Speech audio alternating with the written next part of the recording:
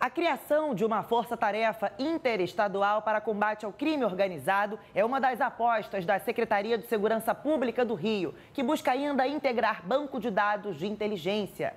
Boa noite. A secretaria foi recriada no fim do ano passado, depois de ter sido extinta em 2019 pelo então governador do Rio, Wilson Witzel. O secretário, Vitor César dos Santos, assume então uma série de desafios históricos e também muito atuais. Secretário, muito obrigada pela participação aqui no Jornal do Rio. A gente sabe da sua experiência de mais de 20 anos de carreira como policial federal, mas eu já queria saber se dá para fazer uma avaliação desses primeiros momentos à frente da Secretaria de Estado de Segurança Pública. Boa noite, eu que agradeço a oportunidade de estar aqui e poder falar um pouco da minha pasta, né? Eu acho que a avaliação é muito positiva. Acho que nós tivemos aí dois grandes eventos que marcaram essa qualidade na segurança, que é o Réveillon e o Carnaval. Então, a equipe de policiais excelente, muito comprometida com o resultado, e a gente tem avançado bastante. A gente vê que os números, né, as estatísticas são sempre positivas. Isso não é só do final de ano para cá, isso vem sendo construído pelo menos nesses últimos 2 anos, né? E a gente vê que isso é bastante positivo. Só que o nosso desafio é transformar esses números na sensação de segurança, que é o que a população mais deseja. Em algumas ocasiões, o senhor já comentou sobre o desafio dos números mesmo com relação ao efetivo da segurança pública no Rio de Janeiro. Existe um déficit? O Estado tem menos policiais do que deveria ter para dar conta dessa realidade tão própria do Rio de Janeiro? A força de segurança nunca cresce igual à população, né? Então vai haver sempre defasagem. E a gente, hoje no Rio de Janeiro, vive um regime de recuperação fiscal que causa alguns impeditivos. Então, na realidade, a gente não vai ficar jogando com o quadro ideal. Temos que trabalhar com o que nós temos hoje, né? Claro que um planejamento estratégico para as polícias, com um prazo longo, de 10 a 15 anos, então isso é o ideal. Porque hoje a gente tem um diagnóstico, existe um déficit, sim, mas a gente pretende planejar isso para que isso não ocorra ou minimize nos próximos 10 ou 15 anos.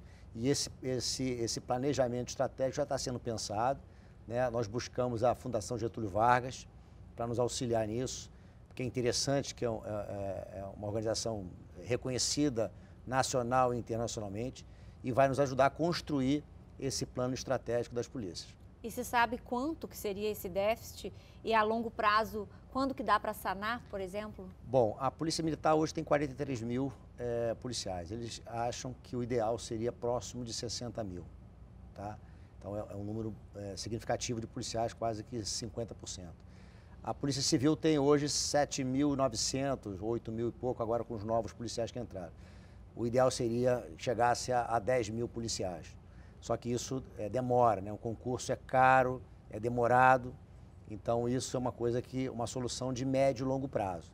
Mas a gente vai procurar, pelo menos nesse planejamento estratégico, já fazer essa previsão para os próximos 10, 15 anos. Ou seja, nós vamos ter um diagnóstico de como estamos hoje e como queremos estar daqui a 10 ou 15 anos. E com relação a esse momento que a gente está vivendo, como o senhor disse, do Carnaval, do Réveillon, a gente tem também o auxílio da tecnologia, principalmente as câmeras de reconhecimento facial, que foram muito comentadas nesses dois grandes eventos. No Réveillon tivemos ali duas prisões pontuais que apontaram algum tipo de falha. Como que é a avaliação hoje? Já é um equipamento incorporado nessa estratégia de segurança? Ainda há algum desafio para adotar esse reconhecimento nas prisões e nesse policiamento? Bom, a tecnologia é fundamental, né? Ela visa otimizar o recurso humano. Então, você vai fazer o uso do capital humano de forma mais assertiva. E, na realidade, o reconhecimento facial não houve falha do equipamento. Ele reconheceu a pessoa A como sendo A. O que aconteceu foi que os mandados de prisão, né, ou a restrição que havia em relação às pessoas identificadas, elas já deveriam ter sido retiradas do banco de dados. Essa é uma questão que a gente também está trabalhando para superar, né, ter acesso a esse banco de dados mais atualizado para evitar esse tipo de questão. Mas não tem como fugir a tecnologia. O reconhecimento facial veio para ficar. Hoje, do Réveillon para cá, foram quase 30 prisões, só durante o Carnaval foram 11. Então, é uma ferramenta muito interessante. Só para a gente ter uma comparação de números, né? O programa Segurança Presente, em 10 anos, fez essa checagem biométrica de quase 3 milhões de pessoas, né? O reconhecimento facial fez isso em 4 dias. Então, a otimização do trabalho é muito grande. O policial, quando ele faz a abordagem, ele faz de forma muito mais assertiva, ou seja, ele já sabe exatamente que tipo de pessoa que é, qual o tipo de mandado, né? Isso faz com que ele tenha um planejamento no tipo de abordagem que ele vai fazer. A intenção é identificar, sim, certificar se aquela pessoa é a pessoa que gerou o alerta no sistema.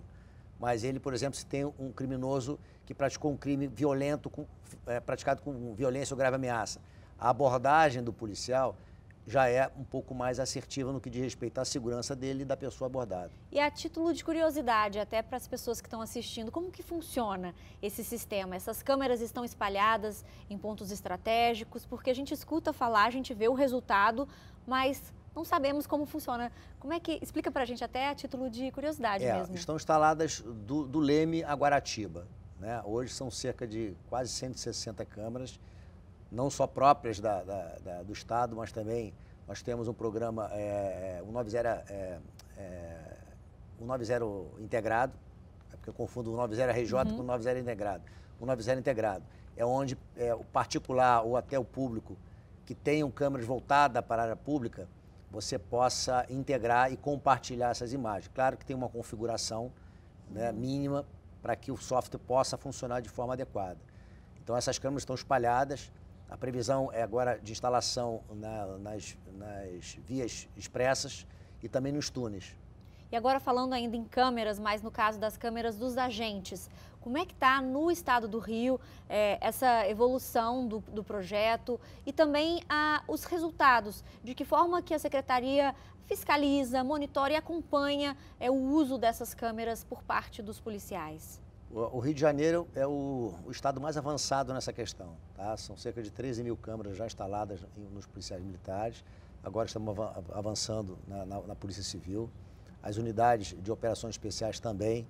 Lá requer um pouco mais de cuidado no que diz respeito à utilização por conta das situações especiais que elas vivem, né? Que o policial de operações especiais ele tem, não é um procedimento padrão andando, por exemplo, pela cidade. É rastejando, escalando, né, submetendo a água, calor intenso. Então, está sendo testada nesse sentido para ver até onde essas câmeras aguentam ou suportam essas condições especiais para a atuação dessas unidades. Mas o Estado hoje é o Estado mais avançado no que diz respeito às COPs. E são imagens que podem ser utilizadas em diferentes situações, até mesmo para preservar a posição da polícia, porque muito se fala, é um assunto ainda polêmico em alguns momentos, mas a Secretaria enxerga também como uma forma de proteger essa atuação, essa estratégia do policial? Olha, a atuação é sempre visando proteger o policial, né? O policial nem sempre também é abordado de forma não muito adequada. Então isso é uma garantia para ele, né? O policial não sai de casa com a intenção de praticar nada errado, muito pelo contrário. A lisura no tratamento, na abordagem, né, na forma como ele conduz o trabalho diário dele, isso fica registrado na Câmara e isso pode ser utilizado futuramente se houver algum tipo de questionamento. E agora, com relação ao futuro das UPPs, também é uma questão que vem se falando, e também o Cidade Integrada, que é um projeto que caminha de alguma forma nesse sentido. Há uma perspectiva com relação às UPPs na atual gestão? Todo projeto ele é implantado e há o monitoramento, né? Então, isso é interessante. Então, o governo hoje, né, através do Cidade Integrada ou a UPP, tem o interesse de manutenção desses projetos, não tenha dúvida. Só que, como todo projeto, tem sempre que avaliar, e essa avaliação ela é contínua, né? O processo, a segurança pública ela é viva, então isso muda a cada dia. Então esse monitoramento está sendo realizado no sentido de ver, será que essas unidades elas atendem à necessidade para que foram criadas?